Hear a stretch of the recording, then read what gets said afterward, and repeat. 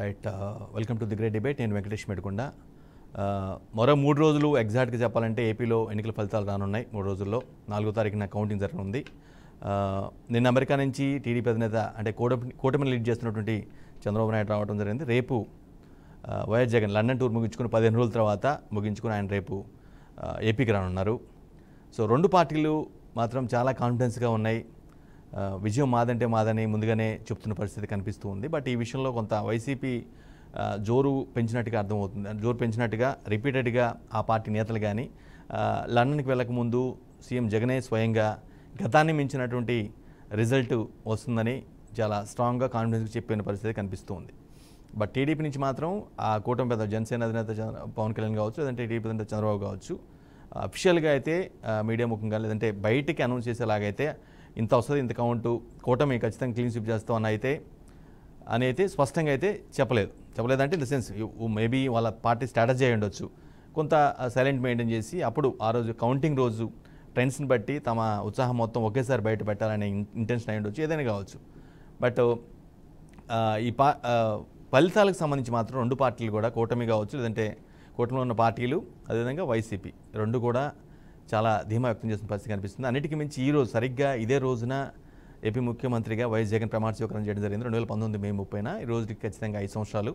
ఆ 5 ఏళ్ళు పూర్తయిన సందర్భంగా ఆయన ట్వీట్ కూడా చేయడం జరిగింది. దేవుడి దయతో ప్రజల సహకారంతో వచ్చానని, మంచి కులమత ప్రాంతాలకు అతీతంగా పరిపాలన అందించామని కూడా ఆయన ట్వీట్లో వెల్లడించడం జరిగింది.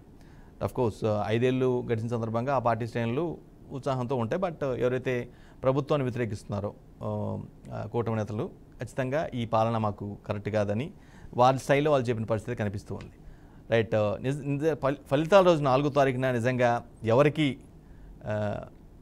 అదృష్టం వరించబోతుంది, ఎవరు అధికారంలో రాబోతున్నారు, ఖచ్చితంగా ఈ పార్టీ కల్లా ఈ సమయం కల్లా క్లియర్ కట్గా ఏదైతే గెలిచిన పార్టీ ఉంటుందో ఆ పార్టీ ప్రమాణ స్వీకారానికి ఏర్పాట్లు కానీ, గవర్నర్ని కలిసే ఏర్పాట్లు కానీ, ఈ విధంగా పోర్టుబుల్ గురించి చర్చ కానీ ఇవంతా కూడా చేసే పరిస్థితి కనిపిస్తుంది.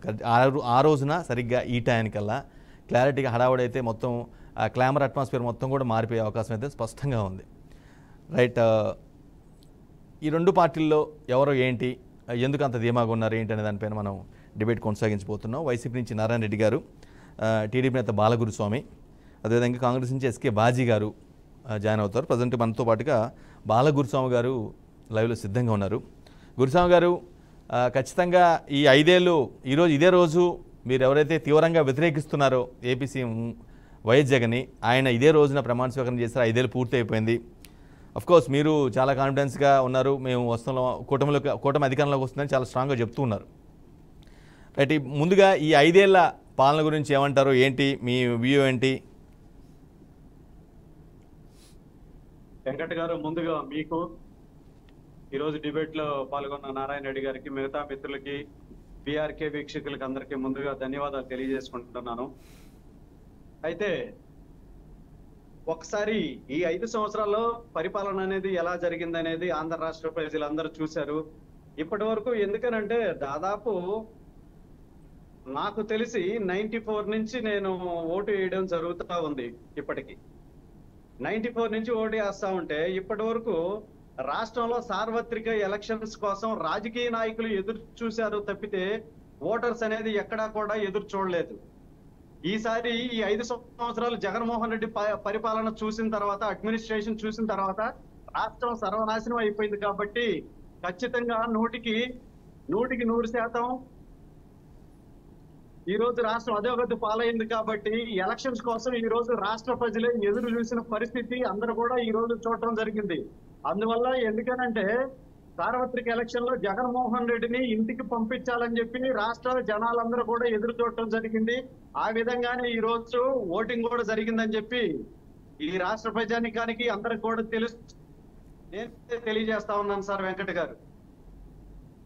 కానీ గురుస్వామి గారు, ఎందుకో వైసీపీ నేతలు చెప్పినంత స్ట్రాంగ్గా మీరు, అంటే అఫ్కోర్స్ నోటెడ్ లీడర్స్ ఎవరైతే ఉంటారో వాళ్ళు మాత్రం అంత స్ట్రాంగ్గా క్లీన్ స్వీప్ చేయబోతున్నాం, గెలుపు మాదని కూటమి నేతలు చెప్పలేట్లే. కానీ బట్ వైసీపీ వాళ్ళు మాత్రం, అధికార పార్టీకి సంబంధించిన కీలక నేతలు అందరూ కూడా ఆల్మోస్ట్ గతం కంటే ఎక్కువ మేరతో గెలవబోతున్నాము అనేది స్పష్టంగా చెప్తున్నారు. అఫ్కోర్స్ మీరు మీలాంటి నేతలు అయితే చెప్తున్నారు, కానీ కూటమిలో ఎవరైతే కీలకంగా ఉన్నారో చంద్రబాబు నాయుడు కావచ్చు, లేదంటే జనసేన పార్టీ అధినేత పవన్ కావచ్చు, ఇంకా కీలక నేతలు మనోహర్ కావచ్చు, అచ్చెన్నాయుడు కావచ్చు, ఎవరైనా సరే వీళ్ళు అంతగా బయటకు వచ్చి చెప్పిన పరిస్థితి కనిపించట్లేదు. ఎందుకు ఈ మౌనానికి కారణం ఏంటంటారు?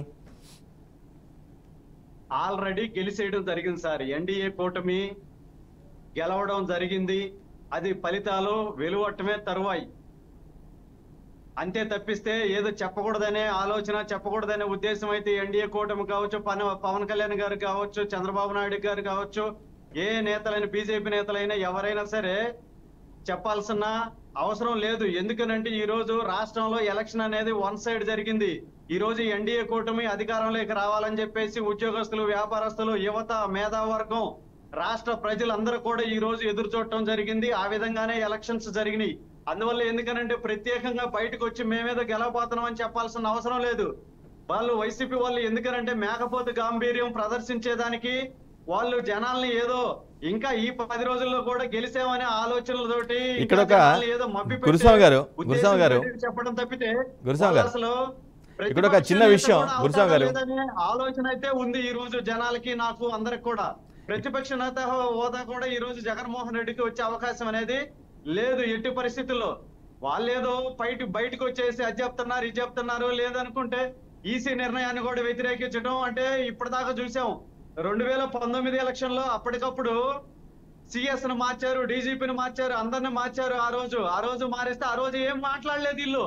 ఈ రోజు ఏదో ఇల్లు పీకి పందిరేసినట్టు ఈ రోజు అందరు కూడా మంత్రులు, మాజీ మంత్రులు, ఎమ్మెల్యేలు అందరు కలిసి ఏదో డీజీపీని మార్చారు, వాళ్ళని మార్చారు, వీళ్ళని మార్చారు అని చెప్పి కాలుగల్ని పిల్లలాగా ఎగటం, కళ్ళు దాగిన కోతుల్లాగా మాట్లాడటం తప్పితే వేరే ఉద్దేశం అయితే వీళ్ళ దగ్గర ఎక్కడా కూడా కనిపించట్లేదు. ఎందుకనంటే ఎలక్షన్ అనేది వన్ సైడ్ జరిగిపోయింది. ఎన్డీఏ కూటమి అనేది 100% రాబోతుంది అధికారంలోకి. వీళ్ళు ఈ 4 రోజులు ఏదో సంతోషపడతా ఉన్నారని చెప్పేసి వాళ్ళని వదిలేయడం జరిగింది. అందువల్ల ఎందుకంటే 4వ తేదీ కావాలంటే మళ్ళా సాయంత్రం డిబేట్ కి తీసుకోండి. తెలుగుదేశం పార్టీ అధికారంలోకి వస్తుంది. నారా చంద్రబాబు నాయుడు గారు ఈ రాష్ట్రానికి ముఖ్యమంత్రి కాబోతున్నారు. వెంకట గారు రైట్. బాలగురుస్వామి గారు, మేకపోతు గాంభీర్యం అనే ఒక కోర్టు ఒక సెంటెన్స్ వాడారు. అఫ్కోర్స్ ఇది ప్రస్తున్న పరిస్థితి మీరు చెప్పిన అనాలజీని కనుక చూస్తే నాకు 2019 ఎన్నికల తర్వాత మీ పార్టీ నేత, టీడీపీ నేతలు ఏదైతే అన్నారో ఖచ్చితంగా మేమే వస్తాం, 100కు 200% మేమే అధికారంలోకి వస్తామని చాలా స్ట్రాంగ్గా చెప్పారు. కానీ మీ ఫలితాలు మొత్తం టాపుల్ డౌన్ అయ్యాయి, అవునా కదా? ఒక్కటి సార్, అదే మా కాన్ఫిడెన్స్ అదే సార్. ఎందుకనంటే ఈ రాష్ట్రంలో అభివృద్ధి చేశాడు. పోలవరం 74% కట్టాడు. పట్టిసీమ ద్వారా పులివెందులకు కూడా నీళ్లు తీసుకొచ్చి చీనీకాయలకు కూడా నీళ్లు ఇచ్చిన ఘనత. అమరావతిని కట్టాడు, ఆ తాత్కాలిక అమరావతిని. డీజీపీ హైకోర్టు కట్టారు, డీజీపీ ఆఫీస్ కట్టారు. ఈ రాష్ట్రంలో దాదాపు 25,000 కిలోమీటర్లు సుమారుగా సీసీ రోడ్లు జరిగింది. గురుస్వామి గారు పార్టీ నేతగా మీరు డిఫెండ్ చేసుకోవచ్చు. కొన్ని పారిశ్రామిక రంగాలు తీసుకురావడం జరిగింది. అంత అభివృద్ధి చేసిన మేము పసుపు కుంకుమ 10,000 వేస్తేనే మాకు ఈ రోజు 23 సీట్లు ఇచ్చారు జనాలు. అంతకన్నా అధ్వానంగా జగన్మోహన్ రెడ్డి పరిపాలన చేశాడు కాబట్టి ఆ 23 కూడా రావు. ఆలోచించండి. ఎందుకంటే ఉద్యోగస్తులు మోసం చేశాడు. పిఆర్సీ ఇస్తానన్నాడు, అనా వారం రోజుల్లో నేను చేసేస్తాను, అది ఎంతసేపు అన్నా మనకు రావడం తోటి అని చెప్పాడు. ఈ రోజు ప్రతి సంవత్సరం జాబ్ క్యాలెండర్ ఇస్తానని చెప్పాడు, జాబ్ క్యాలెండర్ ఇవ్వట్లేదు. యువతను మోసం చేశాడు, ఉద్యోగస్తులను మోసం చేశాడు. రాష్ట్రంలో ఎక్కడ కూడా డెవలప్మెంట్ అనేది లేదు. సంక్షేమ పథకాలు ఇచ్చానని చెప్తున్నాడు. చెప్తే జనరల్ గా వచ్చే సంక్షేమ పథకాలు తప్ప ఎస్సీ, ఎస్టీ కార్పొరేషన్ల నిధులు కావచ్చు, వాటికి రావాల్సిన సప్లై నిధులు కావచ్చు, ఏవి కూడా ఇవ్వలేదు. ఎందుకనంటే బాగా చేసిన మాకే రాష్ట్ర ప్రజలు 23 సీట్లు ఇస్తే వీళ్ళకి ఆ 23 కూడా రావు సార్. అందువల్ల మా కాన్ఫిడెన్స్ అదే. సంక్షేమం కూడా మీరు వీళ్ళకంటే బాగానే చేశారా ఆ టైంలో? 2014-19 పీరియడ్లో సంక్షేమం ఇప్పుడు 2019-24 మధ్య ఎంత జరిగిందో అంత చేశారా మీరు? హానెస్ట్గా ఆన్సర్ చేయండి. ఖచ్చితంగా చేశాం సార్. ఎందుకనంటే వీళ్ళు వచ్చిన తర్వాత రాష్ట్రంలో సుమారు 18 లక్షల రేషన్ కార్డులు తీసేశారు సార్. 18 లక్షల రేషన్ కార్డులు తీసేశారు అంటే అంతకు ముందు వీళ్ళు జనరల్ గా వచ్చే వాళ్ళకి ఆరోగ్యశ్రీ కావచ్చు, రేషన్ కావచ్చు, గవర్నమెంట్ నుంచి రావాల్సిన పథకాలు కావచ్చు, ఏ అయినా కూడా వీళ్ళందరికి అందినాయి. వీళ్ళ హయాంలో ఏమందినాయి చెప్పండి? 2,73,000 కోట్లని నేరుగా నగదు పంపించామని చాలా బలంగా చెప్తున్నారు. వాటిని ఎందుకంటే మనకి ఆ లెక్కలైతే స్పష్టంగా కనిపిస్తున్నాయి కదా, డీబీటీ ద్వారా ఆ లెక్కలైతే కనిపిస్తున్నాయి. అఫ్కోర్స్ అప్పు ఎంత అయింది, ఎంత పక్కన పెట్టారనేది పక్కన పెడితే ఈ కనిపిస్తున్న డీబీటీలు అయితే కనిపిస్తున్నాయి కదా, ఆ అమౌంట్లో తేడా అయితే లేదు కదా. ఆయన నోటితో చెప్పినా చెప్పకపోయినా సార్, ఎస్సీ కార్పొరేషన్ నిధులు కావచ్చు, ఎస్సీ సబ్ ప్లాన్ నిధులు కావచ్చు, బీసీ కార్పొరేషన్ నిధులు కావచ్చు, ఆదరణ పథకం ద్వారా కావచ్చు, రాష్ట్రంలో ఎంతమందికి ఆ రోజు ఎంతమందికి అందాలో అంతమందికి అందిని. ఈ రోజు వీళ్ళు ఏం చేశారు ఆలోచించండి. ఎందుకనంటే బాగా పనిచేసే వాళ్ళకు కూడా వీళ్ళు మాయ మాటలు చెప్పేసి 45 సంవత్సరాల వ్యక్తులకి ఇట్లా ఇస్తామని చెప్పి వాళ్ళు ఈ రోజు మాయ మాటలు చెప్పి వాళ్ళ ఓట్లతోటి రావడం జరిగింది. ఎందుకనంటే రాష్ట్రంలో అందరినీ కూడా మభ్య పెట్టి మోసం చేసి ముద్దులు పెట్టి గుద్దులు గుద్ది వాళ్ళ ఓట్లతోటి అధికారంలోకి వచ్చి సంక్షేమ పథకాలు కొన్ని బెటర్ గా ఇచ్చాడు, కాదని చెప్పట్లేదు. సంక్షేమ పథకాలు బెటర్ గా ఇస్తూ ఏం చేశాడు, ఇప్పుడు ఏదో గింజలు కోడికేస్తే ఆ కోడి ఆ గింజలు తింటూ ఉంటుంది సార్. అప్పుడు ఏం చేస్తాడు ఇతను, ఆ గింజలు తినే కోడిని పట్టుకొని వచ్చి అన్ని ఈకలన్నీ ఒలిసేసి ఆడ పెట్టేస్తాడు. అంటే ఏం జరిగింది కూడా తెలీదు. ఈ సంక్షేమ పథకాల మాటని వీళ్ళు ఏం చేశారంటే, సంక్షేమ పథకాలు ఇస్తున్నామని చెప్పేసి ఈ చూపించేసి రాష్ట్రంలో వీళ్ళు చేసే sand mafia, land mafia, liquor mafia, red sandal అన్ని దోచుకొని ఈ రోజు ఈ రాష్ట్రాన్ని సర్వనాశనం చేశారు.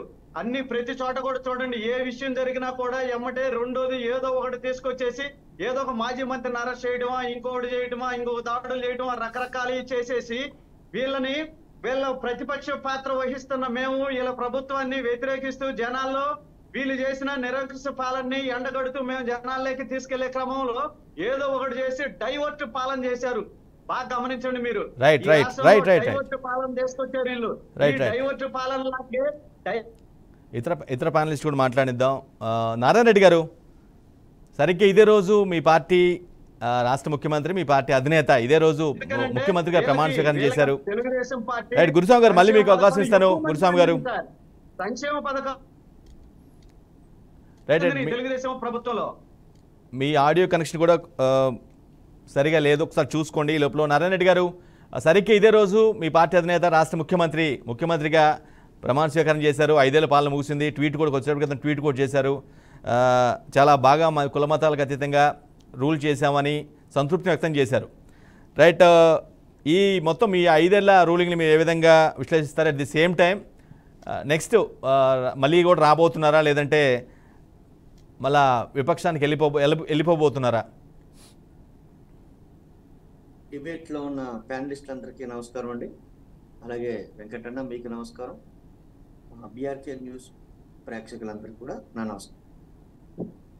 ఈ 2024 ఎన్నికలు ఒక చారిత్రాత్మకమైన ఎన్నిక. ఎందుకంటే ఈ భారతదేశం మొత్తం మీద ఎవరైతే డాక్టర్ బిఆర్ అంబేద్కర్ గారు భారత రాజ్యాంగంలో ఆదేశ సూత్రాలు రాసి ఎవరైతే బడుగు బలహీన వర్గాలు, షెడ్యూల్ కులాలు, మహిళలు, మైనారిటీలు, రైతాంగం ఆత్మగౌరవంతో బతకాలి అంటే వారికి ఆర్థిక పరిపుష్టి అవసరం. అలాంటి ఆర్థిక పరిపుష్టి ఇవ్వడం కోసం, పేదవారికి వారి కాళ్ళ మీద వారు నిలబడడం కోసం వారికి అనేక సంక్షేమ పథకాలు ఏర్పాటు చేసి రాజ్యాధికారంలో భాగస్వాములు ఏర్పాటు చేసినప్పుడే ఆ యొక్క దేశం కానీ అక్కడున్న పేదరికం కానీ తగ్గిద్ది అనేది మహనీయుల యొక్క అభిప్రాయం. ఎవరైతే గౌరవ జగన్మోహన్ రెడ్డి గారు ముఖ్యమంత్రి అయిన తర్వాత ఈ సమాజంలో అధిక శాతంలో ఉన్న వెనుకబడిన వర్గాలు కావచ్చు, షెడ్యూల్ కులాలు కావచ్చు, షెడ్యూల్ తెగలు కావచ్చు, మొత్తం జనాభాలో సగభాగం ఉన్న మహిళలు కావచ్చు, వీరందరినీ కూడా స్వాతంత్రం వచ్చిన దగ్గర నుంచి కూడా అభివృద్ధికి నోచుకోలేక, వారి అధికారంలో భాగస్వాములు కాలేక విసిరివేయబడినట్టు ఉండేవారు.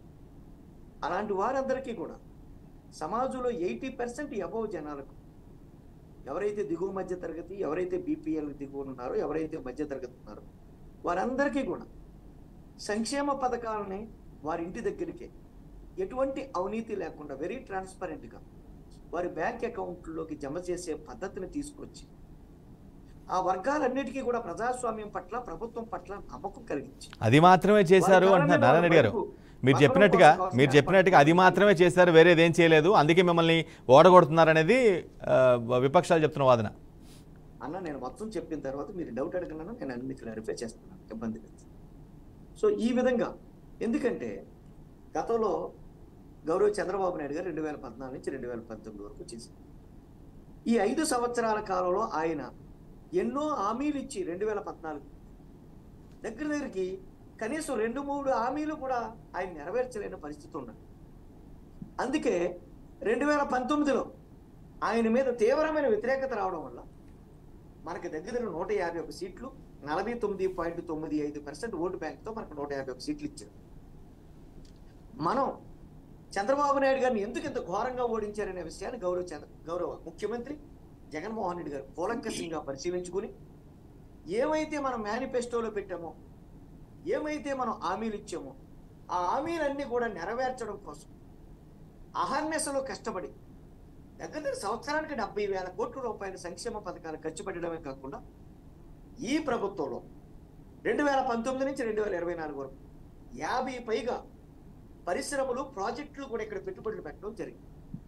చంద్రబాబు నాయుడు గారు 2014 నుంచి 2019 వరకు ఒక కియా మోటార్స్ని తీసుకొచ్చి, ఒక కియా మోటార్సే అభివృద్ధి, కియా మోటార్స్ తెచ్చామని చెప్తూ ఉన్నారు. ఈరోజు జగన్మోహన్ రెడ్డి గారు 2019 నుంచి 2024 వరకు ఇప్పుడు వరకు తెలుగుదేశం ప్రజలు మాట్లాడారు. ఒకసారి గూగుల్లో పోమానండి. 2019 నుంచి 2024 వరకు ఆంధ్రప్రదేశ్లో పెట్టుబడి పెట్టిన కంపెనీలు ఏంటి, వచ్చిన ప్రాజెక్టులు ఏంటి ఒకసారి చెక్ చేసుకోమనండి. 50 పైగా. ఢిల్లీలో డిఐపిపి అనే ఒక సంస్థ ఉంటుంది, departmental of industrial policy and promotion అనే సంస్థ ఉంటుంది. ఆ సంస్థకు ఒకసారి గూగుల్లో కొట్టమనండి. ఆంధ్రప్రదేశ్లో 5 సంవత్సరాలు ఎన్ని వేల కోట్ల రూపాయల పెట్టుబడులు వచ్చాయి ఒకసారి చూసుకోమనండి. అంతేకాకుండా ఎంఎస్ఎంఈలు దగ్గరికి 2 లక్షల ఎంఎస్ఎంఈలు కొత్తవి ఏర్పాటు చేయడమే కాకుండా లక్షల సంఖ్యలో ఉద్యోగ అవకాశాలు కల్పించబడ్డది 2019, 2024. మనం ఏదో కొన్ని మీడియాను చేతిలో పెట్టుకుని మనం అభూత కల్పనలు చేసి ఏవేవో ప్రసారాలు చేసేసినంత మాత్రాన జనాలు నమ్మే పరిస్థితుల్లో లేరు. ఎందుకంటే ఈరోజు సోషల్ మీడియా అనేది వచ్చింది. ప్రతి ఒక్కరి చేతిలో కూడా ఒక సెల్ ఫోన్ ఉంటుంది. ఎప్పుడు నివసంలో ఏం జరుగుతుందో ప్రతి ఒక్కరు కూడా తెలిసిపోతుంది. సో కాబట్టి 2024 జూన్ 4వ తారీఖు ఇంకొక ముక్కు మూసుకుంటే 5 రోజులు వెయిట్ చేయమనండి. బ్యాలెట్ ఏదైతే ఈవీఎంలో అందరి తలరాత్రులు నిక్షిప్తమై ఉన్నాయి. నేను ఈరోజు చెప్తున్నానన్నా గుర్తుపెట్టుకోండి. 50.82% నుంచి 52% మధ్యలో మాకు ఓట్ బ్యాంక్ షేరింగ్ రాబోతుంది. మా యొక్క చివరి హద్దు 115, ఎగువ హద్దు 163. ఈ మధ్యలో మా యొక్క సీట్లు రాబోతున్నాయి. జూన్ 4వ తారీఖున ఇదే ప్యానల్ని పెట్టి ఇదే సమయంలో మీరు డిబేట్ పెట్టుకోండి. 50.82% టు 53% మధ్యలో మాకు ఓట్ షేరింగ్ రాబోతుంది. మేము 100% విజయం సాధించబోతున్నాం. మీరు ఎంత ధీమాగా ఎలా చెప్తారని మీరు అడగొచ్చు. అదే కదా, ఎవరైతే ఈ యొక్క ఎన్నికలు మే 13వ తారీఖున చాలా చోట్ల రాత్రి 8, 9, 10, 12 కూడా అవే వరకు లైన్లో నిలబడి, క్యూలో నిలబడి ఆడవారు ఓట్లు వేసారు. అంటారా తెలుగుదేశం బ్రదర్ అంటాడు, మేము పసుపు కుంకుమ వేసాం, ఎన్నికల ముందు 10,000 రూపాయలు వేసాం, మేము నెగ్గేస్తాం అనుకున్నాం. ఎన్నికల ముందు 10,000 రూపాయలు వేశారు. ఎన్నికలు నెగ్గిన దగ్గర నుంచి 2019 నుంచి 2024 వరకు ఏ హామీలు ఇచ్చామో ఆ హామీలు ముందుగానే మేము ఒక సంక్షేమ షాట్నిచ్చి ఆ షాట్ ప్రకారం ఏ డేట్ అయినామో ఆ డేట్ని మీట నొక్కుతూ ఒక 2-3 రోజుల్లో ఆ డబ్బంతా కూడా వాళ్ళ అకౌంట్లో జమ అయ్యేటట్టు ఏర్పాటు చేయడమే కాకుండా కోవిడ్ లాంటి క్లిష్ట పరిస్థితుల్లో కూడా చాలా వరకు ఈ దేశంలో ఏ రాష్ట్రం పెట్టినట్టు ఎఫర్ట్ మేము పెట్టాం కాబట్టి ఆ కృతజ్ఞత ప్రజల దృష్టిలో ఉంది. ప్రజలు చేసిన మేలుని మర్చిపోయేవారు తెలుగువారు కాదు అనే విషయాన్ని మీరు గమనించాలి. కాబట్టి ఖచ్చితంగా మహిళా లోకమంతా కూడా ఈరోజు ఆంధ్రప్రదేశ్లో 3 కోట్ల పైబడి ఓట్ బ్యాంక్ ఉంటే అందులో ఎక్కువ పర్సెంటేజ్ అంటే పురుషుల కంటే కూడా స్త్రీల ఓట్లు 8 లక్షల ఓట్లు ఎక్కువ ఉన్నాయి. సో కాబట్టి ఖచ్చితంగా స్త్రీల యొక్క ఆడపడుచుల యొక్క ఓట్లన్నీ కూడా జగన్మోహన్ రెడ్డి గారికి పడ్డాయి. చాలా మంది అన్నారు ఇతర రాష్ట్రాల నుంచి చాలా మంది ఓట్లు పోయినాకు వచ్చారు, ఇతర రాష్ట్రాల నుంచి వచ్చిన ఓట్లన్నీ జగన్ గారికి వ్యతిరేకంగా. ఎవరు చెప్పారండి? ఇతర రాష్ట్రాలకు వెళ్ళిన వాళ్ళు అందరూ ఎవరండి? ఎవరైతే ఈ రాష్ట్రంలో కొంతమంది ఒక 5 సంవత్సరాల క్రితం, 10 సంవత్సరాల క్రితం, 15 సంవత్సరాల క్రితం, 20 సంవత్సరాల క్రితం మైగ్రేట్ అవి అక్కడ ఉండి బీసీ, ఎస్సీలు అలాగే అగ్ర కులాల్లో పేదవారు అక్కడ పని చేసుకుంటున్నారు. కానీ వాళ్ళ ఓటు మాత్రం ఇక్కడే ఉంది. వారు అక్కడ పని చేసుకుంటున్నా సరే ఈ 5 సంవత్సరాల్లో వారికి ఆసరా వచ్చింది. అక్రమ రుణాలు మాఫీ చేయబడ్డాయి. రైట్. నారాయణ రెడ్డి గారు మీరు బాగా డీటెయిల్గా వెళ్తున్న పరిస్థితి, డీటెయిల్గా మీరు చెప్పే ప్రయత్నం చేస్తున్నారు. అఫ్కోర్స్ చర్చిద్దాం, దాని విషయం చర్చిద్దాం. కాంగ్రెస్ నేత ఎస్కే బాజీ గారి రియాక్షన్ తెలుసుకునే ముందు ది గ్రేట్ డిబేట్లో షార్ట్ బ్రేక్ తీసుకుందాం. ఎన్నికల ఫలితాలు దగ్గర పడుతున్నాయి. ఎన్నికల ఫలితాల తేదీ దగ్గర పడుతున్న నేపథ్యంలో పార్టీల ధీమా, రాష్ట్రంలో నెలకొన్న పరిస్థితులు, ఏపీలో నెలకొన్న పరిస్థితులపైన డిబేట్ కొనసాగిస్తున్నాం. రైట్, కాంగ్రెస్ నుంచి బాజీ గారు సిద్ధంగా ఉన్నారు. బాజీ గారు, లాస్ట్ టైము వైసీపీ ప్రభుత్వం సరిగ్గా ఈ రోజుకి పరిపాలన మొదలుపెట్టి 5 సంవత్సరాలు పూర్తి చేసుకుంది. లాస్ట్ టైం ఆల్మోస్ట్ మోరార్లెస్ 50% అధికారంలో రావడం జరిగింది, 151 సీట్లు. బట్ ఈసారి 52 నుంచి 53 పాయింట్ సంథింగ్ ఎంతో ఇప్పుడే వైసీపీ నేత చెప్తూ ఉన్నారు. 160 మెజారిటీ ఫిగర్ అంతవరకు, అంటే మ్యాక్సిమం ఆ లిమిట్ వరకు వెళ్ళి మేము అధికారాన్ని గవర్నమెంట్ ఫామ్ చేస్తామని ధీమాగా వ్యక్తం చేస్తున్నారు. నిజంగా వైసీపీ పవర్ని రిటైన్ చేసుకోగలుగుతుందా? బాజీ గారు, మీ వ్యూ ఏంటి, మీ విశ్లేషణ ఏంటి? వెంకటేష్ గారికి, అట్లాగే ప్యానెల్లో ఉన్న సభ్యులకి, బీఆర్కే న్యూస్ ఛానల్ వీక్షకులందరికీ కూడా నమస్కారం అండి. ఇప్పుడు ఎన్నికలు అయిపోయినాయి, మరి ఫలితాలు బ్యాలెట్ బాక్సుల్లో నిక్షిప్తమై ఉన్నాయి. ఈవీఎం బాక్సుల్లో 4వ తారీఖు మనం తెలుసుకుంటాం. ఈ లోపు ఏంటంటే మిత్రులు, మరి మేము ఆ సంక్షేమ పథకం, వైసీపీ మిత్రుల గురించే మాట్లాడుతున్నాను. మేము చాలా సంక్షేమ పథకాలు చేసాము, ప్రజలందరూ సుభిక్షంగా ఉన్నారు రాష్ట్రంలో అని చెప్తున్నారు. ఎన్నికలు అయిపోయినాయి, ఇప్పుడు అవన్నీ చెప్పుకోవాల్సిన అవసరం లేదు. ఇవాళ ఒక రివ్యూ చేసుకుంటే సరిపోతుంది. ఏ బేసిస్ మీద మనం ఎట్లా ఉంది అనేది ఒక రివ్యూ చేసుకుంటే మనకి ఫలితాలు తేటతెల్లం అవుతాయి, అర్థమవుతుంది. నిజంగా నా అభిప్రాయం ఏంటంటే, మరి మన రాజశేఖర్ రెడ్డి గారి బిడ్డగా మరి జగన్మోహన్ రెడ్డి గారు ఎంతో సుభిక్షగా పరిపాలన ఇస్తారని చెప్పేసి ప్రజలు గత ఎన్నికల్లో 151 సీట్లు ఇచ్చి ఆశీర్వదించారు. మేమందరం కూడా ఎంతో ఆశించాం. చాలా యువకుడు, ఉత్సాహవంతుడు, ప్రజల కష్టాలని మరి పాదయాత్ర ద్వారా తెలుసుకున్నాడు, ఎంతో రాష్ట్రాన్ని ముందుకు తీసుకెళ్తాడు అని చెప్పేసి మేమందరం కూడా కాస్త కూస్త రాజకీయ పరిజ్ఞానం ఉన్న ప్రతి ఒక్కరు కూడా ఎదురు చూశారు ఆశగా. అయితే జగన్మోహన్ రెడ్డి పరిపాలన నా విశ్లేషణ ప్రకారంగా పూర్తిగా విఫలమైంది. కారణం ఏంటంటే, ఇప్పుడు ఆయన కేవలం ఏంటంటే ఈ సంక్షేమ పథకాల పేరుతోటి మరి బటన్ నొక్కుతూ కొందరికి అకౌంట్స్ లో డబ్బులు వేయటం, లేకపోతే కొన్ని వర్గాల వాళ్ళకి నేరుగా వాళ్ళకి బెనిఫిట్ అందే కార్యక్రమాలు చేయడం ద్వారా మళ్ళీ నేను అధికారంలోకి వస్తాను అనే ఒక ధీమాతోటి ఆయన పనిచేశారు తప్ప, ఒక విడిపోయిన రాష్ట్రం, మరి ఎంతో సుభిక్షంగా ఉన్న అన్నపూర్ణ లాంటి విడిపోయిన ఆంధ్రప్రదేశ్ రాష్ట్రాన్ని మరి ఆల్రౌండ్ డెవలప్మెంట్ ఏ రకంగా చేయాలి, ఈ రాష్ట్రంలో ఉన్న ఆర్థిక పరిస్థితులు ఏంటి, మరి యువత ఏ రకంగా ఉంది అనే అంశాలు, కీలకమైన అభివృద్ధి అంశాలను పూర్తిగా విస్మరించారు. ఇది కాదనలేని సత్యం. ప్రజలందరూ కూడా మరి ఇదే చర్చ చేసుకుంటా ఉన్నారు. నేను ఒకటే ప్రశ్న వేస్తున్నాను వైసీపీ మిత్రులకి, వైసీపీ శ్రేణులకి, నాయకులకి కూడా. ఇప్పుడు మీరు బటన్ నొక్కి బెనిఫిట్స్ ఇచ్చి సంక్షేమ పథకాల ద్వారా మేము మేలు చూకూర్చాము అన్న వర్గాలు సరే మీ పట్ల పాజిటివ్ గా ఉంటారేమో చూద్దాం. కానీ కోటాను కోట్ల మంది ప్రజలు ఏ రకమైన బెనిఫిట్ పొందని కోటాను కోట్ల ఓటర్ల మాట ఏంటి, ఆ ఓటర్ల యొక్క మనోగతం ఏంటి, ఆ ఓటర్లు ఎవరి పక్క చూస్తారు, వాళ్ళ ఆలోచన ఏంటి అనేది ఒకసారి మనం విశ్లేషించుకోవాలి. నా అభిప్రాయం ప్రకారం ఏంటంటే, ఈ ఎన్నికల్లో మరి వైసీపీ చాలా ఘోరమైన వైఫల్యాన్ని చూడబోతుంది, అపజయాన్ని చూడబోతుంది. ఎందుకంటే చాలా నైరాశ్యంలో ఉన్నారు ప్రజలు, రాష్ట్ర ప్రజలు. కారణం ఏంటంటే, మరి యువత ముఖ్యంగా ఆయన మరి విద్యా దీవెనని అవేని ఇవేని పిల్లలకి చదువుకోవడానికి మరి డబ్బులు వేస్తున్నారు. చదువుకున్న పిల్లలు ఏమైపోవాలి?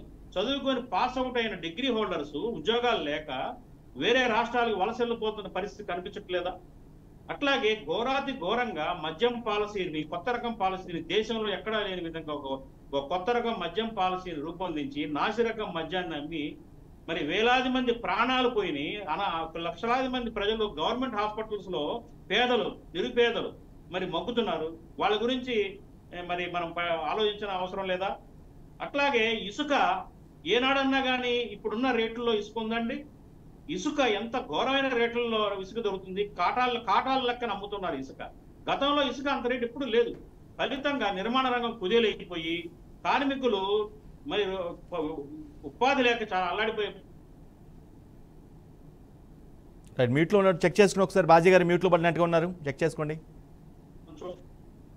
మరి చూస్తే దాదాపు 7 లక్షల కోట్ల అప్పు ఉన్నట్టు కాగ్ నివేదికే తెలియజేస్తాం. అనేక రకమైన కార్పొరేషన్లు పెట్టి ఆ కార్పొరేషన్ల ద్వారా అప్పులు తీసుకొచ్చి ప్రభుత్వాన్ని నడపడం జరిగింది. ఇది నిజం కాదా? ఇవన్నీ కూడా మరి అట్లాగే రాష్ట్రంలో రోడ్ల పరిస్థితి ఎంత దయనీయంగా ఉన్నాయి రోడ్లు చెప్పండి. మనం నడవలేని పరిస్థితే ఉంది, 2 వీలర్స్ కూడా వెళ్ళలేని పరిస్థితి ఉంది. అలాంటి దుస్థితిలో వాళ్ళ రాష్ట్రం ఉంది. మరి ఇట్లాంటి పరిపాలనని అందిస్తారని జగన్మోహన్ రెడ్డి గారిని పట్ల ఎవరూ ఆశించలేదు. ఇలాంటి బాజీ గారు sorry for the interruption. Baji గారు మీ ఫ్రేమ్ కొంచెం రొటేట్ అయింది చూడండి, ప్రాపర్గా పెట్టుకోండి. మీ కెమెరా ఫ్రేమ్ ప్రాపర్గా పెట్టుకోండి. Right carry on. ఫలితంగా ఏంటంటే నా విశ్లేషణ ప్రకారంగా వైఎస్ఆర్సీపీ మరి చాలా దారుణమైన రిజల్ట్స్ అని ఈ ఎన్నికల్లో చూడబోతుంది. అట్లాగని తెలుగుదేశం పార్టీ చాలా గొప్పగా గతంలో పరిపాలించింది అంటానికి కూడా లేదండి. ఇక్కడ ఈ ఎన్నికలు ఏంటంటే జగన్మోహన్ రెడ్డి గారు కావాలా, జగన్మోహన్ రెడ్డి గారు వద్దా అనే 2 అంశాల మీదే బేస్ అయ్యి ఎన్నికల ఫలితాలు వస్తాయి. ఎందుకంటే మరి గతంలో చంద్రబాబు నాయుడు గారు కూడా 5 సంవత్సరాల అవకాశం ఇస్తే ఆయన కూడా మరి రాజధాని విషయంలో ఫెయిల్ అయిపోయారు. ఆయన రాజధాని కనుక అప్పుడే నిర్మించి ఉండి అన్ని సక్రమంగా చేసి ఉంటే ఇవాళ రాష్ట్రానికి దుస్థితి వచ్చేది కాదు. అట్లాగే హైదరాబాద్ ని ఉమ్మడి రాజధానికి అవకాశం ఇస్తే దాన్ని వాడుకోలేకపోయారు. ఆయన కూడా ఏంటంటే ఈ రాష్ట్రాన్ని నిర్మించడంలో మరి కొంతవరకు మనం ఆయన క్షమించవచ్చు. ఎందుకంటే జస్ట్ విభజించబడిన రాష్ట్రం కాబట్టి ఆర్థిక వనరులు సమకూర్చుకోవడంలో డిలే అవుతుంది కాబట్టి ఆయన కొన్ని సరిగ్గా చేయలేకపోయారేమో ఫస్ట్ టర్మ్ లో అనుకుంటు. కానీ జగన్మోహన్ రెడ్డి గారికి ఎంతో అవకాశం ఉందంటే యువకుడు చాలా బాగా చేయొచ్చు, కానీ ఆయన చేయలేకపోయారు. ఈ విషయంలో ప్రజలు చాలా తీవ్రమైన అసంతృప్తితో ఉన్నారు. ఆ అసంతృప్తి వల్లే తెల్లవారుగట్ల 2 దాకా 12 దాకా కూడా ఓటర్లు క్యూలో నిలబడి ఓటింగ్ చేశారని చెప్పేసి మేము భావిస్తా ఉన్నాము. మరి అది నెగిటివ్ ఓటింగ్ గానే మారబోతుందని చెప్పేసి మా అభిప్రాయం. అదే ఆ లేట్గా వచ్చిన ఓటింగ్ మొత్తం కూడా తమకే అనుకూలంగా పడిందని వైసీపీ బలంగా చెప్తూ ఉంది. అఫ్కోర్స్ ఎవరి ఇంటెన్షన్ వాళ్ళది, ఎవరి ఆలోచన వాళ్ళది. రైట్ గురుస్వామి గారు, డీబీటీలు ప్రధానంగా డీబీటీల ద్వారా జరిగిన లబ్ధి ఏదైతే ఉందో, సంక్షేమం ఏదైతే జరిగిందో, ఆ పొందిన లబ్ధిదారులు మొత్తం కూడా అది గుర్తుపెట్టుకొని ఖచ్చితంగా అంటే ఐ మీన్ టు సే మహిళా సెక్టర్ ఎక్కువగా మహిళగా వచ్చేదంటే విద్యార్థులు, యువత ఏదో లేటెస్ట్గా కొత్తగా ఓటింగ్ వచ్చిన వాళ్ళు ఎవరైతే ఉన్నారో వాళ్ళు 1 సైడ్ వేస్తారనేది ఒక అంచనా వేసి ఉంటారని ఒక అంచనా. అది వాళ్ళ భ్రమ సార్ వెంకట గారు. ఎందుకనంటే ఈరోజు పప్పులు ఉప్పులు అన్ని కొనేది ఎక్కువగా బిలో మిడిల్ క్లాస్ లో అందరూ లేడీస్ కూడా షాపులకి వెళ్ళి తెచ్చుకుంటారు. అంటే క్లాస్ పీపుల్ షాప్కి వెళ్ళి తెచ్చుకోకుండా వాళ్ళ గుమస్తాతోటో లేకపోతే వర్కర్లతోటే వాళ్ళ ఇంట్లో పని వాళ్ళతోటో తెప్పించుకుంటారు. కానీ మిడిల్ క్లాస్ కావచ్చు, బిలో మిడిల్ క్లాస్ వాళ్ళు కావచ్చు, స్లమ్ లో ఉండే వాళ్ళు కావచ్చు, అందరూ షాపులకి వెళ్ళి కూరగాయలు కావచ్చు, సరుకులు కావచ్చు, పప్పు దినుసులు ప్రతి ఒక్కటి కొనుక్కుంటారు. అయితే ఈ రోజు వీళ్ళు ఒక సంవత్సరంలో ఒక నెల ఏదో 10,000 15,000 ఎంగిలి చేత్తో ఇసిరినట్టు 10,000 15,000 వేస్తే ఈ రోజు కరెంటు బిల్ ఎంత వస్తుంది? 200 నుంచి వచ్చేది 1000 రూపాయలు 1,500 వస్తా ఉంది. ఈ రోజు ఆయిల్ ప్యాకెట్ చూస్తే 70 రూపాయలది 140 రూపాయలు 150 రూపాయలు అయింది. కందిపప్పు చూడండి ప్రతి ఒక్కటి డబుల్ అయింది. ఎందుకనంటే బిలో మిడిల్ క్లాస్ ఫ్యామిలీ ఇప్పుడు ఈ రోజు టౌన్ లో ఒకసారిగా చూసామని అంటే 10,000 రూపాయలతో భార్య భర్త 2 పిల్లలు మిడిల్ క్లాస్ ఫ్యామిలీ బ్రహ్మాండంగా బతుకుతుంది గతంలో. ఈ రోజు ఆ ఖర్చు ఎంత అయింది? సుమారుగా 15-16,000కి పైబడిపోయింది. ప్లస్ ఎందుకనంటే బిలో మిడిల్ క్లాస్ లో ఎక్కువ ప్రతిరోజు డైలీ మద్యపానం సేవిస్తా ఉంటారు. వీళ్ళకి 12 రూపాయల 40 పైసలతో తయారయ్యే లిక్కర్ ని అవినాష్ రెడ్డి, మిథున్ రెడ్డి వీళ్ళ కంపెనీల నుంచి మిగతా బ్రాండ్స్ అన్ని తొలగించేసి జే బ్రాండ్స్ తీసుకొచ్చేసి వీళ్ళ నెత్తిని రుద్దారు. ఈ మామూలుగా బయట చీప్ లిక్కర్ 60 రూపాయలకు దొరికేది ఈ రోజు 130-140 రూపాయలు పెరిగింది. అంటే దాదాపు సుమారుగా 70-80 రూపాయలు పెరిగింది. అంటే ప్రతిరోజు 100 రూపాయలు అడిషనల్ ఖర్చు పెరిగింది. అంటే నెలకు వచ్చేసి సుమారుగా ఎంత పడుతుందో చూడండి, 3-4 వేల రూపాయలు పడతానే ఉంది వాళ్ళకి. అంటే సంవత్సరానికి 30-40 నుంచి 50,000 రూపాయలు మందు బాబులే అదనంగా ట్యాక్స్ కడుతున్నారు. వీళ్ళు ఆటో వాళ్ళకి ఇచ్చారు 10,000 రూపాయలు ఇచ్చి 10,000 రూపాయలు ఇచ్చి ఆర్టీఓ ఆఫీస్ కావచ్చు, బ్రేక్ ఇన్స్పెక్టర్ కావచ్చు, వాళ్ళు వీళ్ళు పట్టుకొని వీళ్ళ నెత్తిన కేసులు రాసి 5,000, 10,000, 15,000 ఎంత పడితే అంత రాసి వీళ్ళు ఇష్టం వచ్చినట్టు డబ్బులు మొత్తం గుంజేశారు. వీళ్ళు ఏం చేస్తున్నారు? ఈ చేత్తో 10,000 ఇచ్చేసి ఈ చేత్తో 1,00,000 రూపాయల కింద రెడ్ బటన్ నొక్కుతున్నాడు జగన్మోహన్ రెడ్డి. అందరూ కూడా ఈ రోజు రాష్ట్రంలో మీరు ఒక పార్టీ నేతగా పంపేదానికి అందరూ రెడీగా ఉండి ఓట్లేశారు. అందువల్ల ఎందుకంటే మేమేదో సంక్షేమ పథకాలు ఇచ్చాము అందరూ మాకేస్తారని చెప్పి పాపం నారాయణ రెడ్డి గారు సోదరులు భ్రమలో ఉన్నారు. మీరు సంక్షేమ పథకాలు ఎంత మాత్రం ఇచ్చారు, ఎంత గుంజుకున్నారు అనేది కూడా చూస్తున్నారు. ఒక్కడే సార్, వీళ్ళకి కొంచెం ఒకసారి నోట్లో బెల్లం పెట్టాము, సంవత్సరం పొడవుతా ఒక్కరోజు వేసేసి మిగతా 359 రోజులు నోట్లో కారం పోస్తా ఉంటే జనాలకు తెలియదా సార్? గురుస్వామి గారు ఒక్క నిమిషం, బాలగురుస్వామి గారు 1 minute ఒకటే క్వశ్చన్ సూటిగా ఆన్సర్ చేయండి. నేనేమంటానంటే అఫ్ కోర్స్ మీరు పార్టీ అపోజిషన్ పార్టీ ఒక నేతగా ఉన్నారు కాబట్టి ఆబ్వియస్గా ప్రభుత్వం లోపాలు కానీ ఫెయిల్యూర్స్ కానీ ఎతుకుతూ ఉంటారు, అవి చెప్తూ ఉంటారు. కానీ మీరు చెప్పినంత డీటెయిల్గా జనాలు ఓట్లేసే ముందు ఆలోచించి పోతారంటారా? ఖచ్చితంగా ప్రజలందరూ కూడా ఆలోచించారు వెంకట గారు. ఎందుకనంటే నేను ఇందాక కూడా ఫస్ట్ మాట్లాడేటప్పుడు చెప్పాను, నేను 94 నుంచి సార్వత్రిక ఎలక్షన్స్ లో ఓటేస్తా ఉన్నాను. ఏ రోజు కూడా జనాలు ఎలక్షన్స్ కోసం ఎదురు చూడలేదు, నాయకులు చూశారు తప్పితే.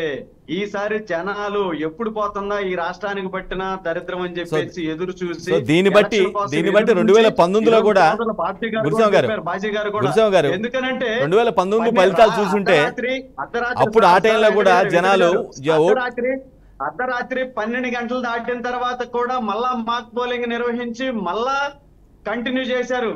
ఆ చరిత్ర ఎక్కడన్నా ఉందనంటే ఎక్కడా లేదు. అది ఆంధ్రప్రదేశ్ లో జరిగింది. ఎందుకనంటే ఈ ప్రభుత్వాన్ని ఇంటికి పంపేదానికి జనాలందరూ అర్ధరాత్రి అయినా కూడా క్యూలో నిలబడి ఓట్లు వేశారు.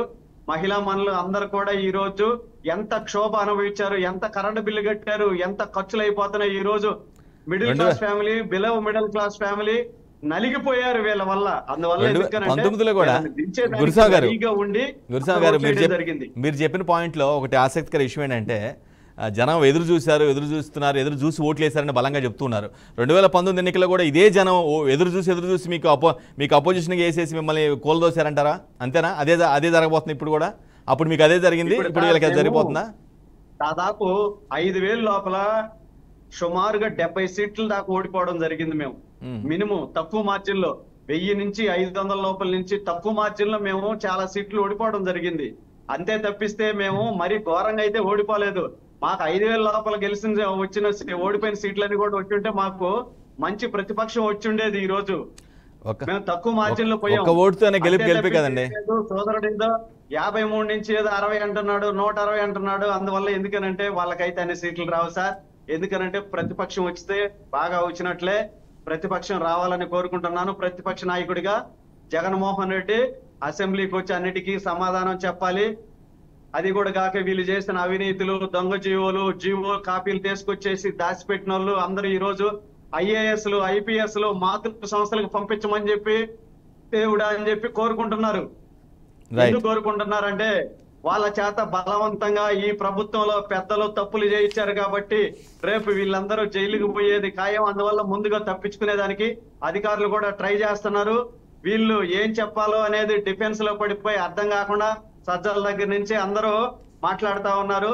ఈ రోజు రాష్ట్రంలో ఇన్ని అల్లర్లు జరుగుతున్నాయి. రాష్ట్రం అల్లకొల్లోలం అవుతుంటే ఒక సీఎం గా ఉన్న వ్యక్తి, ఆపద్ధర్మ ముఖ్యమంత్రి అయినా సరే లాండ్ ఆర్డర్ ని కంట్రోల్ చేయాల్సింది పోయి లండన్ లో కూర్చున్నాడు. ఆయన నాకేం పట్టదో, నాకేం తెలీదు, జనాలు నాకు ఓట్లు వేయలేదు కాబట్టి ఈ 10 రోజులన్నా ఎంజాయ్ చేయాలని చెప్పి అట్లా వెళ్ళిపోయాడు. అందువల్ల ఎందుకనంటే వీళ్ళకైతే కాలం చెల్లిపోయింది, ఎక్స్పైరీ డేటు అయిపోయింది. రేపు జూన్ 4తో కొత్త ప్రభుత్వానికి బాటలో ఏర్పాటు కాబోతున్నాయి. అందువల్ల వీళ్ళనైతే మాత్రం ఖచ్చితంగా ఇంటికి సాగనంపేస్తున్నారు. నారాయణ రెడ్డి గారు, డీబీటీల విషయంలో, డైరెక్ట్ బెనిఫిట్ ట్రాన్స్ఫర్ విషయంలో, అంటే సంక్షేమ విషయంలో పర్టికులర్గా చాలా మొత్తంలో మీరు నగదు డైరెక్ట్గా లెక్కలతో సహా పంపించారు, ఆ లబ్ధారులు పంపించారు. ఓకే, అంతవరకు ఓకే, నేను కాదంటలేదు. కంపేర్ టు అదర్ గవర్నమెంట్స్ కొంత ఎక్కువనే జరిగిందని నేను కూడా ఒప్పేసుకుంటా. కానీ అమరావతి నిర్మాణం కావచ్చు, ఈ లిక్కర్ పాలసీ విధానం కావచ్చు, ఇసుక విధానం కావచ్చు, పెరిగిన ధరలు కావచ్చు, పెట్రోల్ రేట్లు కావచ్చు, ఇవన్నీ కూడా ఖచ్చితంగా కొంత ఇంపాక్ట్ మీ ప్రభుత్వం మీద కొంచెం వ్యతిరేకత వచ్చే పరిస్థితి కూడా ఉందనేది ఒక వర్గం వాదన. ఇది ఈ ప్రభావం చూపించదా? మీరు ఇట్లా ఆలోచించట్లేదా? ఒకటి, వైఎస్ఆర్ కాంగ్రెస్ పార్టీ వచ్చిన తర్వాత పేదవాడి జీవితంలో కాంతి రేఖ మాత్రం వికసించింది వాస్తవం. ఎవరైతే వైఎస్ఆర్ కాంగ్రెస్ పార్టీకి వ్యతిరేకంగా ఉన్న సోకాల్డ్ గ్రూప్ ఉందో, ఆ సోకాల్డ్ గ్రూప్ వాళ్ళనే మనం ఇంకా చెప్పాలంటే పెత్తందారీ గ్రూప్ ఎవరైతే ఉంటారో వారే. ఎందుకంటే 100 మందిలో 70 మంది వైఎస్ఆర్ కాంగ్రెస్ పార్టీకి అనుకూలంగా ఉన్నారు, వైఎస్ఆర్ కాంగ్రెస్ పార్టీకి ఓటేశారు. మిగతా 30% సాధారణంగా కూడా గుర్తుపెట్టుకోండి అన్న, బయట ఎక్కువ తిరుగుతున్న వాళ్ళు, టీవీల్లో మాట్లాడుతున్న వాళ్ళు, యూట్యూబ్లో మాట్లాడుతున్న వారు, సోషల్ మీడియాలో యాక్టివ్గా ఉన్నవారు, వీళ్ళందరూ కూడా ఆ 30%లోనే ఉంటారు. ఎవరైతే 70%లో ఉన్న గ్రామీణ ప్రాంతాల ప్రజలు, మహిళలు, రైతులు, వీళ్ళందరూ ఎవరైతే ఉన్నారో వారు డిసైడ్ అయిపోయి ఉంటారు. వారు టీవీల ముందుకు రారు, సోషల్ మీడియా ముందుకు రారు, యూట్యూబ్లోకి రారు, గుర్తుపెట్టుకోండి. సో కాబట్టి 100కి 70 మంది డిసైడ్ అయిపోయి జగన్మోహన్ రెడ్డి గారికి ఓటు వేయాలని నిర్ణయించుకుని ఉన్నారు. ఒకవేళ ఎల్లో మీడియా ఎన్ని గోలెట్టినా, ఒకవేళ ఈ యొక్క తెలుగుదేశం అని కూటమి అంతా కలిపి రకరకాల గగ్గోలు పెట్టినా వాళ్ళు వీళ్ళ మాటలు పట్టించుకునే పరిస్థితి లేదు. వారు ఓటేసే స్థితికి డిసైడ్ అయిపోయి ఉన్నారు. ఇది వాస్తవం. మీరు ఇది వాస్తవమో కాదో జూన్ 4వ తారీఖున మధ్యాహ్నం 2-3 అవ్వడానికి మీకు తేలిపోద్ది. ఎందుకంటే సరే, మీకు వ్యతిరేకంగా నారాయణ రెడ్డి ఒక్క మాట, మీకు వ్యతిరేకంగా ఒకవేళ తీర్పు వస్తే ఇవి చెప్పినవన్నీ కూడా అబద్ధం ఒప్పుకుంటారా? మీరు చెప్పినవి మొత్తం కూడా ఒకవేళ వ్యతిరేకంగా వస్తే ఇన్ కేసు అన్న, ఒక్క మాట మాత్రం వాస్తవం చెప్తాను. ఈరోజు భారతదేశంలో సగటు ప్రతి మనిషి కూడా ఆంధ్రప్రదేశ్ వంకే చూస్తున్నారు. ఎందుకు ఆంధ్రప్రదేశ్ వంకే చూస్తున్నాడంటే, కోవిడ్ లాంటి భయానకమైన పరిస్థితులు వచ్చినా సరే ఎక్కడా వెనుకకు తగ్గకుండా సంక్షేమం మీద సంపూర్ణంగా దృష్టి పెట్టి ఈ దేశంలో ఎవరు అందివ్వనన్ని సంక్షేమ పథకాలు అందించిన ఏకైక ముఖ్యమంత్రి వైఎస్ జగన్మోహన్ రెడ్డి. ఇంత సంక్షేమం ఇచ్చిన జగన్మోహన్ రెడ్డి గారికి ఓటేస్తారా లేదా? ఒకవేళ జగన్మోహన్ రెడ్డి గారు ఇన్ని సంక్షేమం చేసినా సరే మీరు చెప్పినట్టు ఒకవేళ ఓటేయలేదు అనుకుందాం, కొంతసేపు మీరు అన్నట్టు, ఈ భారతదేశంలోకి ఏ ముఖ్యమంత్రి, ఏ రాజకీయ నాయకుడు, ఏ పేదవాడికి ఏ సంక్షేమ పథకాన్ని చేయాలనే ఆలోచనే చేయదు ఇంకా. ఎందుకంటే ఎన్ని సంక్షేమం చేసినా వీరు కానీ కేవలం సంక్షేమంతోనే నారాయణ గారు కేవలం సంక్షేమంతోనే అంత పెద్ద రాష్ట్ర ప్రజలు అంతా కూడా సంతృప్తి చెందుతారని కూడా అనుకోవడం కూడా కరెక్ట్ కాదేమో. ఒక రాజకీయ పార్టీగా, ఒక ప్రభుత్వం లీడ్ చేసిన పార్టీగా కేవలం సంక్షేమం వల్లే సంతృప్తి చెందుతారని వేరే ఆస్పెక్ట్లు చాలా ఉంటాయి కదా. యువతకు ఉద్యోగం కావచ్చు, అభివృద్ధి కావచ్చు, రకరకాల ఆస్పెక్ట్లు ఉన్నాయి కదా. 2014 నుంచి 2019 వరకు గౌరవ ముఖ్యమంత్రి, మాజీ ముఖ్యమంత్రి చంద్రబాబు నాయుడు గారు కేవలం 35,000 ఉద్యోగాలు ఇచ్చాడు. 2019 నుంచి 2024 వరకు గౌరవ ప్రస్తుత ముఖ్యమంత్రి వైఎస్ జగన్మోహన్ రెడ్డి గారు దగ్గరికి 3,20,000 ఉద్యోగాలు, గవర్నమెంట్ ఉద్యోగాలు ఇచ్చాడు. ఆయన ఇచ్చింది 35,000, మనం ఇచ్చింది 3,20,000. ఓకే. గౌరవ మాజీ ముఖ్యమంత్రి చంద్రబాబు నాయుడు గారు 5 సంవత్సరాల కాలంలో 36,000 కోట్ల రూపాయలు మాత్రమే ఆంధ్రప్రదేశ్లో పెట్టుబడులు వచ్చాయి. 36,000 కోట్లు. గౌరవ జగన్మోహన్ రెడ్డి గారు ముఖ్యమంత్రిగా ఉండగా మొదటి 4 సంవత్సరాల్లోనే 86,000 కోట్ల పెట్టుబడులు వచ్చాయి. గౌరవ మాజీ చంద్రబాబు నాయుడు ముఖ్యమంత్రి చంద్రబాబు నాయుడు ఉన్నప్పుడు మీరన్న కియా మాత్రమే వచ్చింది. ఈ 5 సంవత్సరాల్లో 50 పైగా పరిశ్రమలు వచ్చాయి, అన్ని ప్రొడక్షన్లోకి వచ్చాయి. 4 పోర్టులు కడుతున్నాం, 8 హార్బర్లు కడుతున్నాం, 17 మెడికల్ కాలేజీలు కడుతున్నాం. అలాగే ప్రతి మెడికల్ కాలేజీలో కూడా మరి దానికి అనుబంధంగా ఆసుపత్రులు నిర్మాణం చేస్తున్నారు. ఇన్ని చేసిన జగన్మోహన్ రెడ్డి గారికి ఓటు ఇవ్వకపోతే,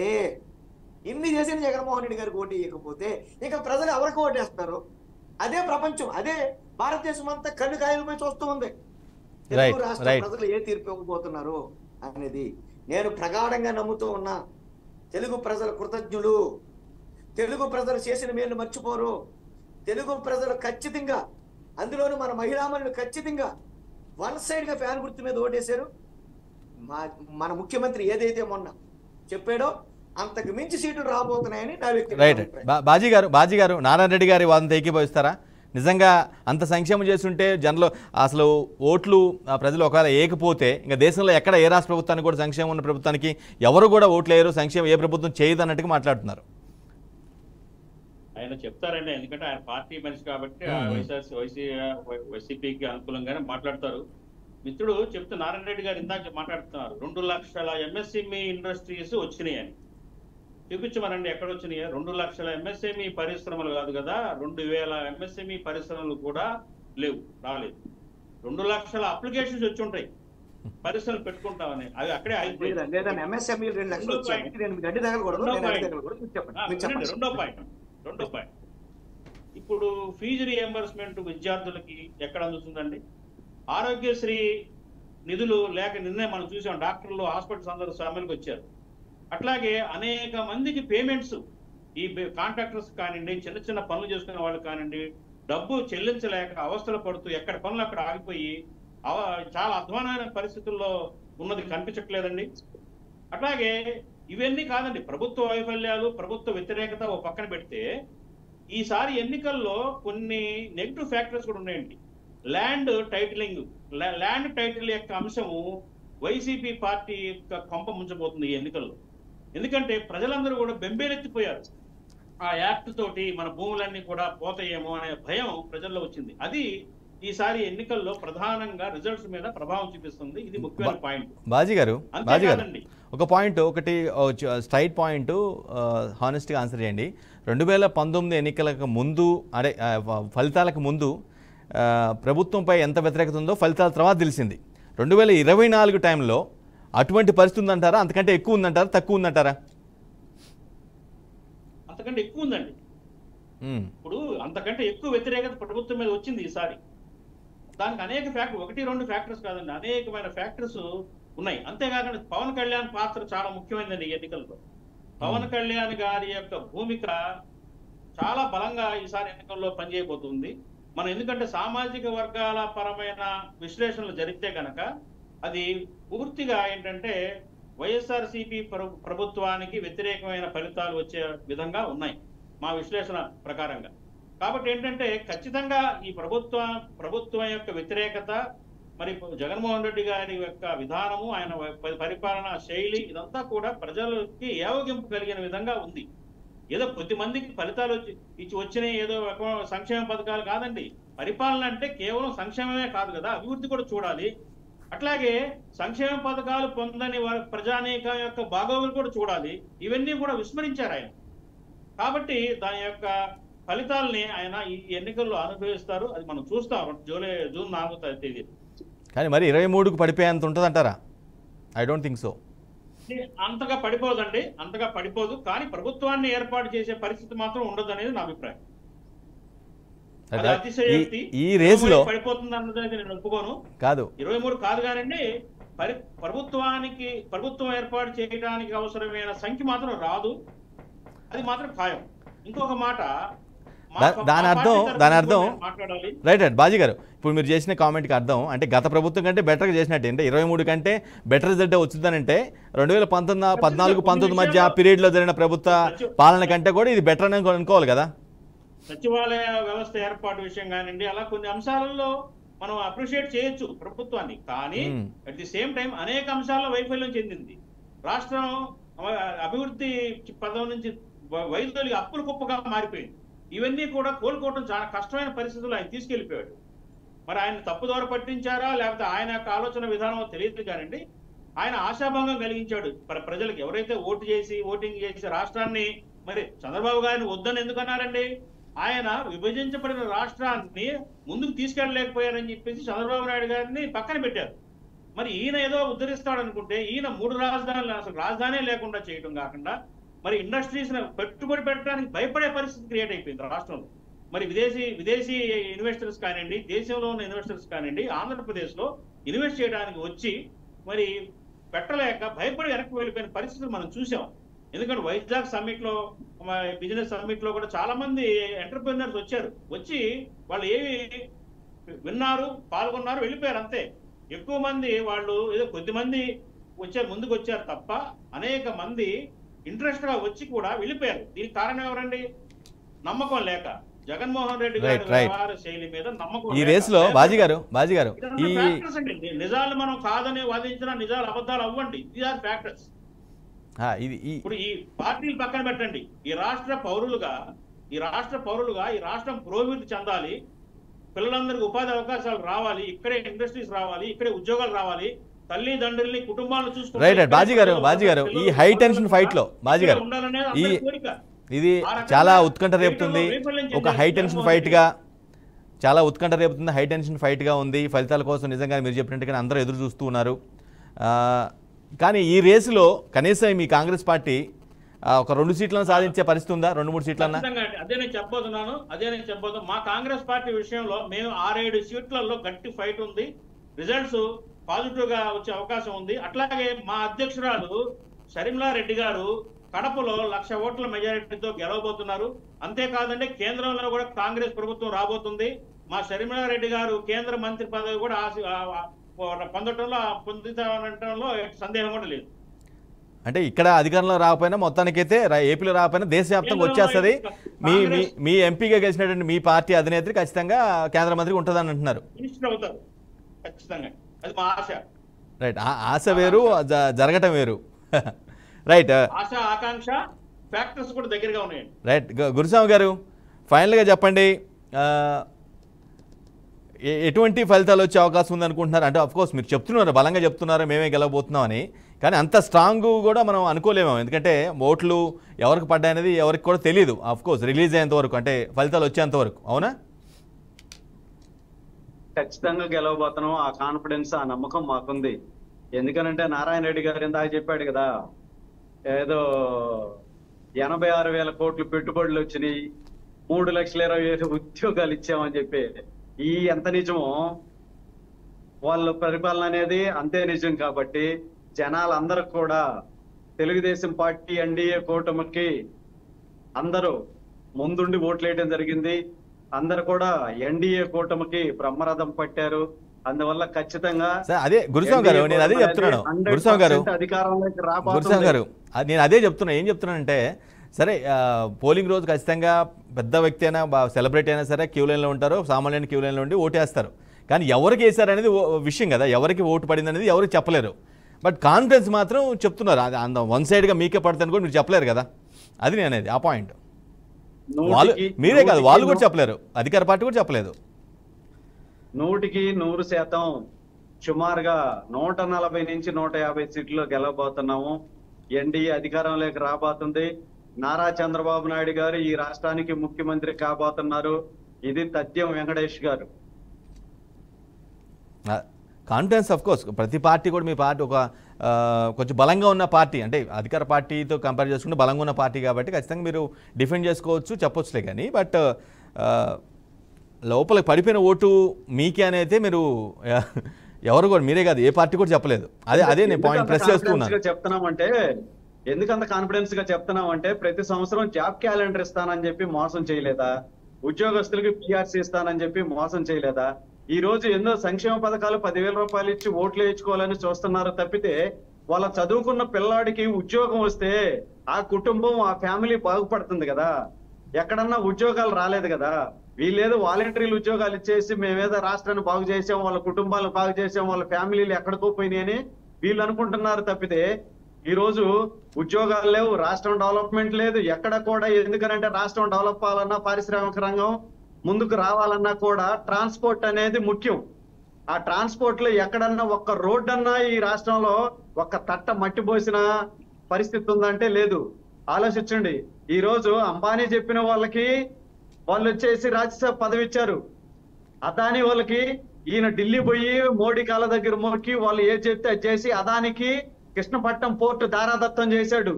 ఏం చేశారని చెప్పి వీళ్ళకి ప్రజలు ఓట్లేస్తారు సార్? ఒకసారి ఆలోచించండి. రైట్, వీళ్ళు ఏం చేశారని ఓట్లేస్తారు, ఓట్లు అడుగుతారు. మంచి చేసి ఉంటేనే ఓట్లేయండి అని చెప్పి చెప్పడం జరిగింది. ఈ మంచి అనేది ఎక్కడన్నా ఎప్పుడన్నా జరిగిందా? ఒకసారి ఆలోచించండి. Right right. అందువల్ల ఎందుకనంటే మా కాన్ఫిడెన్స్ ఏంటంటే, వీళ్ళ అడ్మినిస్ట్రేషన్ పరిపాలన దరిద్రంగా చండాలంగా ఉంది కాబట్టి ఖచ్చితంగా ప్రజలు మాకు ఓట్లు వేశారు. ఆ విశ్వాసం ప్రజల మీద మాకుంది. తెలుగుదేశం పార్టీ అధికారంలోకి రాబోతుంది. నారా చంద్రబాబు నాయుడు గారు ముఖ్యమంత్రి కాబోతున్నారు. రైట్, నారాయణ రెడ్డి గారు final words, concluding words. Narayana Reddy గారు. అన్నా, ఇప్పుడు తెలుగుదేశం అన్న చెప్పినట్టు ప్రజల మీద వాళ్ళకి విశ్వాసం ఉంది, కానీ ప్రజలకు వాళ్ళ మీద విశ్వాసం లేదు. జగన్మోహన్ రెడ్డి గారికి ప్రజల మీద విశ్వాసం ఉంది, ప్రజలకి జగన్మోహన్ రెడ్డి గారి మీద విశ్వాసం ఉంది. అందుకే మేము నెగ్గపోతున్నాం. ఇదే నా ఫైనల్ కామెంట్. రైట్, బాజీ గారు. అన్నా నారాయణ రెడ్డి అన్న, ఒక్క 3 days అన్న టైం అయిపోయింది కదా. ఎవరికి ఎవరి మీద నమ్మకం ఉంది అనేది 4వ తేదీ మధ్యాహ్నం టైం మీరే చెప్పారు కదా, ఆ టైం చూద్దాం. వీలైతే మళ్ళా మన ఇద్దరం ఇదే డిబేట్ లో బాజీ గారు ముగ్గురం కలుద్దాం 4వ తేదీ సాయంత్రం. వీలైతే మళ్ళా మమ్మల్ని తీసుకోండి సార్ వెంకట గారు 4వ తేదీ evening. Sure I will try. Baji గారు జరగబోతుంది. బాజీ గారు final words, concluding remarks. Baji గారు ఏదైనా కానివ్వండి 4వ తారీఖున ఒక ఆసక్తికరమైన పరిణామం, ఆసక్తికరమైన రిజల్ట్స్ మనం చూస్తాము. ఖచ్చితంగా ఏంటి, ప్రజల యొక్క ఆకాంక్ష, ప్రజల యొక్క తీర్పు చాలా విభిన్నంగా ఉండబోతుంది ఈసారి ఎన్నికలు అనేది మాత్రం నేను చెప్పగలనండి. కారణం ఏంటంటే ప్రజలు క్లియర్ కట్ గా ఉన్నారు. వాళ్ళకి ఏం కావాలో వాళ్ళకి తెలుసు. వాళ్ళకి కావాల్సిన వాళ్ళని ఖచ్చితంగా ఎన్నుకోవడం కోసం ఓటింగ్ జరిగింది. ఆ రిజల్ట్స్ మాత్రం ఖచ్చితంగా నా ఉద్దేశం ఏంటంటే వైఎస్ఆర్సీపీకి వాళ్ళ వ్యతిరేకంగానే ఉంటుంది అనేది నా అభిప్రాయం. Right. Thank you so much Narayana Reddy garu, thank you so much Baji garu, thank you so much Balaguruswamy garu. Right, ఇది వాళ్ళ దగ్గర డిబేట్. మరో 3-4 రోజుల్లో ఖచ్చితంగా మీరు అందరూ అన్నట్టుగానే ఎన్నికల ఫలితాలు రాబోతున్నాయి. తెలుగు రాష్ట్రాలతో పాటుగా దేశంలో పలు రాష్ట్రాలు మాత్రం ఏపీ వైపు ఆసక్తికి ఎదురు చూస్తున్నాయి. ఎందుకంటే అధికార పార్టీ ఒకవైపు, కూటమి ఒకవైపు. జనాలు ఓటర్లు ఎవరికి వేశారు, ఎలా చేశారు, ఏంటి, ఏ విధంగా ఫలితాలు ఏ విధంగా ఉండబోతుంది, ఎవరు గెలవబోతున్నారు, ఎవరు ఓడబోతున్నారు అనేది మాత్రం చాలా ఇంటెన్సిఫైడ్ ఫైట్గా ఉండబోయే అవకాశం అయితే స్పష్టంగా కనిపిస్తుంది. అది తెలియాలంటే 4వ తారీఖు వరకు ఖచ్చితంగా వెయిట్ చేస్తుంది. రైట్, ఇది వాళ్ళ దగ్గర డిబేట్. మరో డిబేట్లో మళ్ళీ కలుద్దాం. అప్పటివరకు చూస్తున్నారండి BRK న్యూస్ తెలుగు సత్తా.